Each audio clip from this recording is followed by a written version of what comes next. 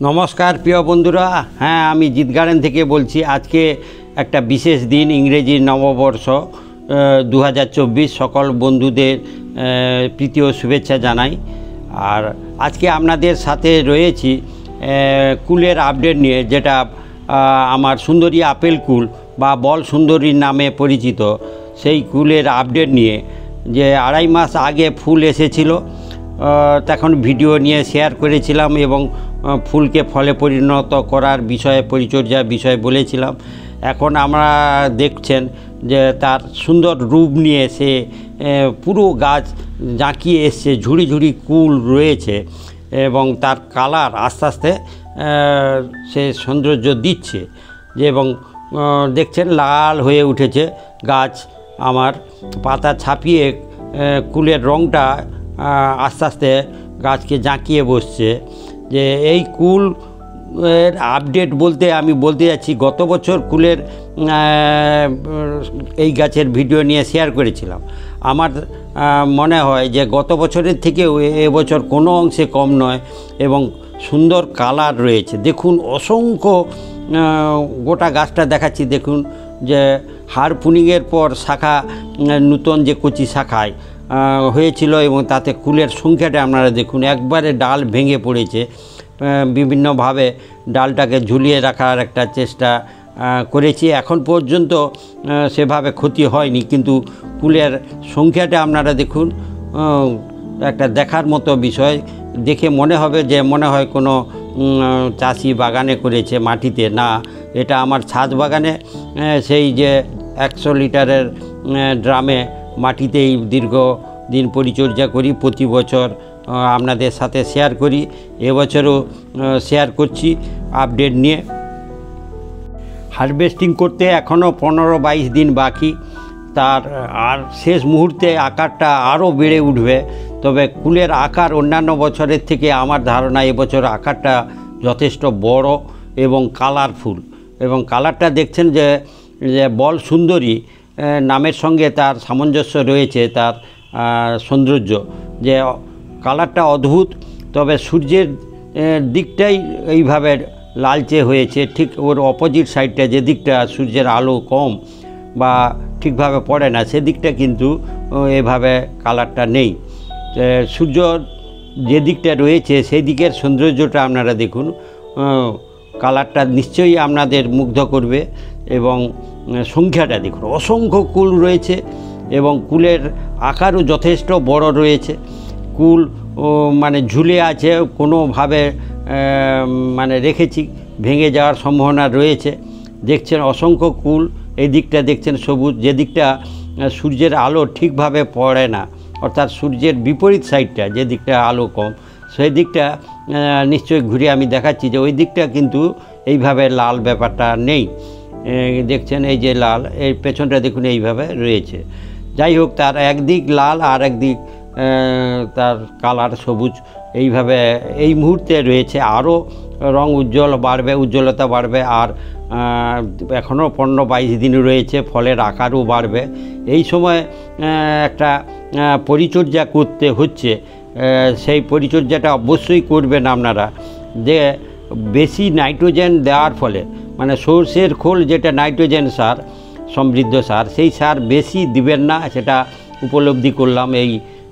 এবারের এটা একটা ভুল পরিচর্যা হয়ে গিয়েছে যে অতিরিক্ত নাইট্রোজেন দেওয়ার ফলে গাছে আবার কচি শাখা এসে গেছে। তাহলে ভুল সংশোধনের উপায় এইভাবে করলাম যে কচি শাখাগুলো আসছে সেগুলো বাড়তে না দেওয়া, সেগুলোকে এইভাবে ভেঙে দেওয়া। কারণ গাছ এই সময় ফলের দিকে নজর দিবে, আর যদি বেড়ে ওঠার দিকে নজর দেয় তাহলে কিন্তু ফলের আকার বাড়বে না। তাই নাইট্রোজেন সমৃদ্ধ সার কম দিবেন, সেটাই মনে হয় পরিচর্যার ভালো দিক। আর যদি দিয়ে থাকেন তাহলে এই রকম সমস্যায় পড়বেন, গাছ বেড়ে ওঠার দিকে মন দিবে, ফলের দিকে মন দেওয়াটা কমিয়ে দিবে। তাই আমি বাধ্যগত এখন হাতে করে তার অগ্রভাগগুলো যেটা কচি শাখা বেরাচ্ছে সেগুলোকে ভেঙে দিচ্ছি। এটা এই মুহূর্তের এই পরিচর্যা। যদি আপনার কচি শাখা না আসে তাহলে সুন্দর রয়েছে, আর যদি কোনো কারণে কচি শাখা আসে নিশ্চিত তাহলে নাইট্রোজেনের মানে বেশি দেওয়ার ফলে এইটা হয়েছে। তাহলে এই তার পরিচর্যা এটা করতে হবে, কারণ গাছকে বেড়ে ওঠার দিকে মনোযোগী হতে দিবেন না, ফলের দিকে মনোযোগী হতে দিন। ফলের আকার বাড়বে, ফলের কালার বাড়বে এবং তার যে ফলের গুণাগুণ, ফুড ভ্যালু, সেটাও বাড়বে। আর এই সময় আর একটা উল্লেখযোগ্য পরিচর্যা আমার বিচারে, যেহেতু নাইট্রোজেনের প্রাচুর্য হয়ে গিয়েছে, ফলে কচি শাখাগুলো আসছে, সেগুলো রোধ করার এই পদ্ধতি নিলাম। ঠিক সাথে সাথে নাইট্রোজেন না দিয়ে এই সময় ফসফেট আর পটাশ এই দুটো প্রয়োগ করলে আমার বিচারে ফলের যে গুণাগুণ, ফুড ভ্যালু বাড়বে এবং সাথে সাথে তার আকারও বাড়বে এবং রঙও বাড়বে। তাই এই মুহূর্তে আমি দেখাচ্ছি, যেটা হাফ লিটার জলে আমি 2 চামচ লাল পটাশ এবং 2 চামচ সিঙ্গেল সুপার ফসফেট যেটা এসএসপি, এই দুটো জলে গুলিয়ে সপ্তাহে একবার করে দিচ্ছি, যাতে তার এই সৌন্দর্য, কুলের সৌন্দর্যটা বাড়ে এবং ফলের আকার সর্বাধিক হয়। আর নাইট্রোজেন দিচ্ছি না, এটাই আমি বলছি যে নাইট্রোজেন একেবারে দিবেন না। তার ফলটা দেখলেন কি হয়েছিল, মানে বেড়ে ওঠার দিকে মনোযোগী হয়ে গিয়েছিল। তাই রোধ করার জন্য বাধ্যগত আবার এই পটাশ এবং ফসফেট এটা দিয়ে পরিচর্যা করছি।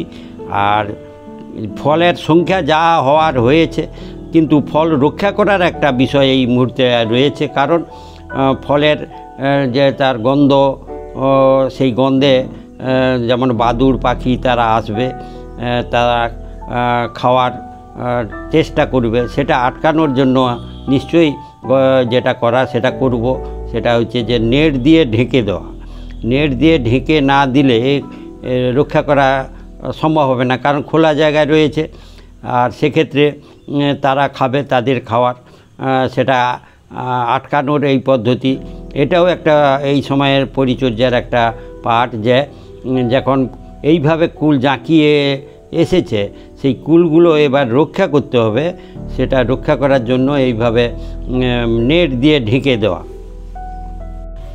আরও 15-22 দিন পরে হারভেস্টিং করব, তখন আবার আপনাদের সঙ্গে শেয়ার করব।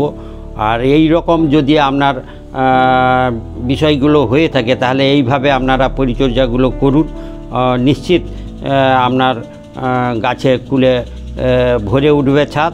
আর ভিডিওটি আপনাদের ভালো লাগলে আপনারা পরস্পর নিজেদের মধ্যে কমেন্ট করুন, শেয়ার করুন, লাইক করুন এবং কুলের আপডেট পাওয়ার জন্য, পরবর্তী ভিডিও পাওয়ার জন্য সাবস্ক্রাইব করবেন। ধন্যবাদ বন্ধুরা।